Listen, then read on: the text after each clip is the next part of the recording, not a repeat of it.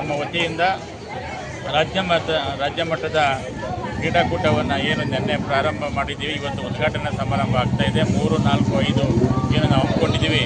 ಹಲವಾರು ಜಿಲ್ಲೆಗಳಿಂದ ಈಗಾಗಲೇ 5,560 ಮಕ್ಕಳು ಬಂದು ಭಾಗಿಯಾಗಿದ್ದಾರೆ.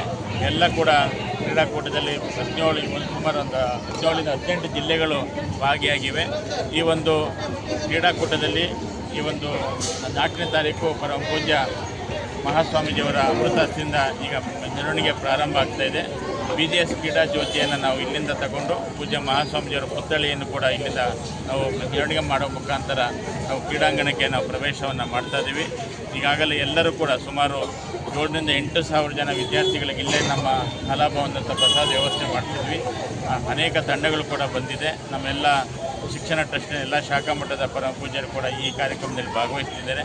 ಈಗ BJS ಕ್ರೀಡಾ ಜ್ಯೋತಿಯನ್ನು ಪರಮ ಪೂಜ್ಯ ಡಾಕ್ಟರ್ ನಿರ್ಮಲಾನಂದ ಮಹಾಸ್ವಾಮೀಜಿಯವರ ನೇತೃತ್ವದಲ್ಲಿ ಅವರ ಸಾನ್ನಿಧ್ಯದಲ್ಲಿ ಈಗ ನಾವು ಎಲ್ಲ ಪ್ರಶಸ್ತಿಯನ್ನು ಮೆರವಣಿಗೆ ಮಾಡುವ ಮುಖಾಂತರ ಪ್ರಾರಂಭವನ್ನು ಮಾಡ್ತಾಯಿದ್ದೇವೆ. ಈಗ ನಾವು ಅಲ್ಲಿ ಕ್ರೀಡಾಂಗಣಕ್ಕೆ ತಲುಪಿ ಅಲ್ಲಿ ಉದ್ಘಾಟನಾ ಕಾರ್ಯಕ್ರಮವನ್ನು ಮಾಡುವಂಥ ವ್ಯವಸ್ಥೆಗಳಾಗ್ತದೆ. ಉದ್ಘಾಟನೆ ಆದ ನಂತರ ಇವತ್ತು ಸಂಜೆವರೆಗೂ ಕೂಡ ರಾತ್ರಿ ಕೂಡ ಬೆಳಕಿನ ಒಂದು ಪಂದ್ಯಾವಳಿ ಕೂಡ ಆಗ್ತದೆ.